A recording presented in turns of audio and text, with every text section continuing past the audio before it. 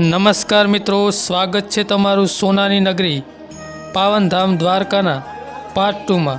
તો મિત્રો, આપણે પાર્ટ 1માં સોનાની નગરીનો ઇતિહાસ અને સોનાની નગરી સમુદ્રમાં કેવી રીતે ડૂબી તેના ઇતિહાસની વાત કરી હતી। તો મિત્રો, તમે હજુ સુધી પાર્ટ 1 ના જોયો હોય તો પાર્ટ 1ની લિંક ડિસ્ક્રિપ્શનમાં આપેલી છે। આ સોનાની નગરી દ્વારકા પાવનધામમાં આજથી આશરે 5000 વર્ષ પહેલાં શ્રી કૃષ્ણ ભગવાને વસાવેલી દ્વારકાની અદ્ભુત અને અવિશ્વસનીય પ્રતિમા બનાવેલી છે, જે આપણે વિડીયોમાં જોઈએ।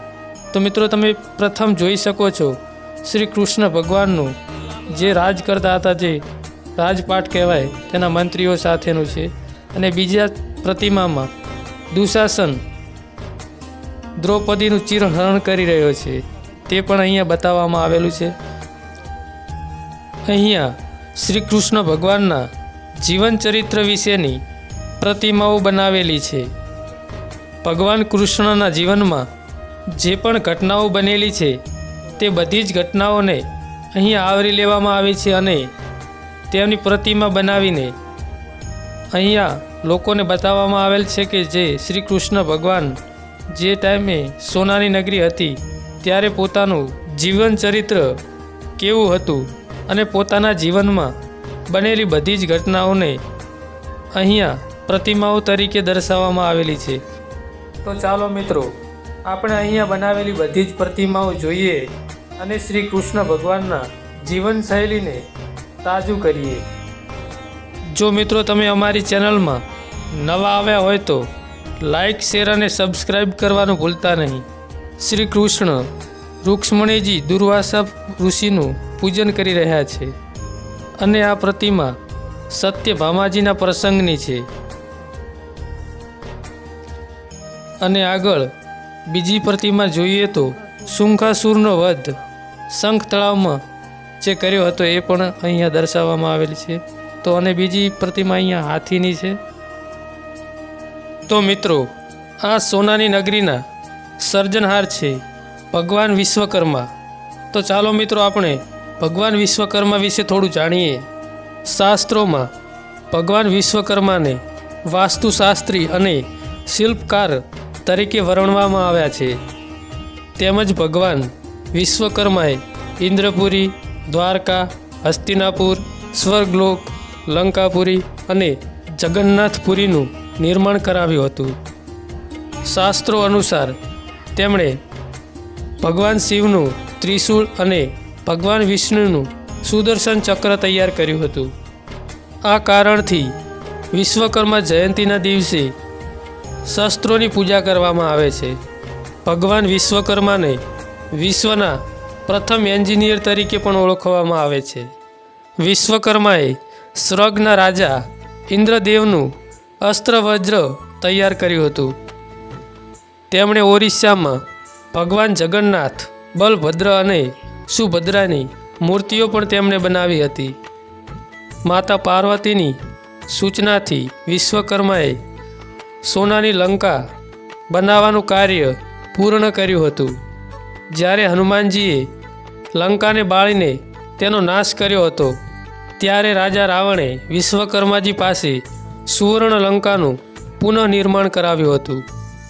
ભગવાન શ્રી કૃષ્ણની ઈચ્છાથી વિશ્વકર્માજીએ દ્વારકા શહેરની રૂપરેખા તૈયાર કરી હતી। વિશ્વકર્માજી મહાદેવના ત્રિશૂળ, શ્રી હરિનું સુદર્શન ચક્ર, યમરાજના કાળદંડ, કર્ણના કુંડલ, હનુમાનજીની ગદા અને કુબેરના પુષ્પક વિમાનના સર્જનહાર છે। ભગવાન વિશ્વકર્મા વાસ્તુદેવના પુત્ર છે। વારાહ પુરાણમાં વિશ્વકર્માજીનું વિશેષ વર્ણન કરેલ છે, જે આપણે વિડીયોમાં વિગતવાર જોઈએ। વારાહ પ્રમાણમાં ઉલ્લેખ છે કે ભગવાન બ્રહ્માએ તમામ લોકોના ભલા માટે વિવેકપૂર્ણ વિચાર કરીને વિશ્વકર્માજીને પૃથ્વી ઉપર ઉત્પન્ન કર્યા। તે મહાપુરુષ વિશ્વકર્માએ ઘર, કૂવા, રથ, શસ્ત્રો તેમજ તમામ પ્રકારની કળાની વસ્તુઓના સર્જકહાર છે, જે યજ્ઞ અને લગ્ન વગેરેમાં ઉપયોગમાં લેવાતી શુભ કાર્યોની વચ્ચે તેઓ આદરણીય બ્રાહ્મણોના આચાર્ય બન્યા.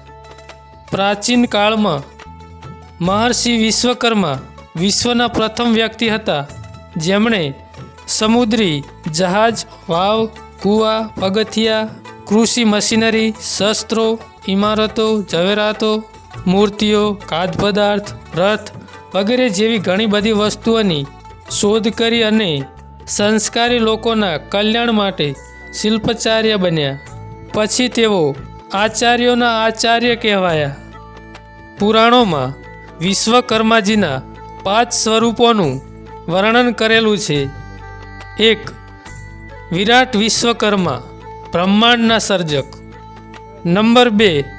ધર્મવંશી વિશ્વકર્મા, કારીગરીના મહાન સર્જક અને પ્રભાતના પુત્ર. નંબર 3.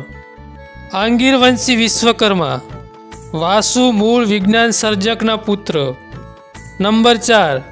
સુધન્વ વિશ્વકર્મા, મહાન શિલ્પાચાર્યના પૌત્ર, વિજ્ઞાનના પ્રેરણેતા અને અતાવી ઋષિ.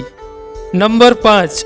ભૃંગુવંશી વિશ્વકર્મા, ઉત્તમ કારીગર, શંકરાચાર્યના પૌત્ર. આ હતા વિશ્વકર્માજીના 5 સ્વરૂપો જે શાસ્ત્રોમાં દર્શાવવામાં આવેલા છે. તો મિત્રો, આ હતો સોનાની નગરીના સર્જનહાર વિશ્વકર્માજી ભગવાનનો ઇતિહાસ. ભગવાન વિશ્વકર્મા એક મહાન શિલ્પકાર હતા જેમના વિશે જાણવા માટે આપણો આ વિડીયો ટૂંકો પડી જાય. તેમના ઇતિહાસનો આપણે એક અલગ વિડીયો બનાવીશું. આવા જ નવા વિડીયા જોવા માટે અમારી બહુચરા ડિજિટલ ચેનલને તમે હજી સુધી સબસ્ક્રાઈબ ના કરી હોય તો સબસ્ક્રાઈબ કરી લેજો.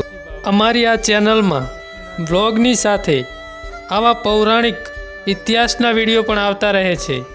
તો મિત્રો, અમારી આ ચેનલને સબસ્ક્રાઈબ કરવાનું ના ભૂલતા. ઇન્સ્ટાગ્રામ અને ફેસબુકની લિંક ડિસ્ક્રિપ્શનમાં આપેલી છે, તો મિત્રો ફોલો કરી નાખજો. તો મિત્રો, મળીશું એક નવા વિડીયો સાથે. ત્યાં સુધી ધન્યવાદ.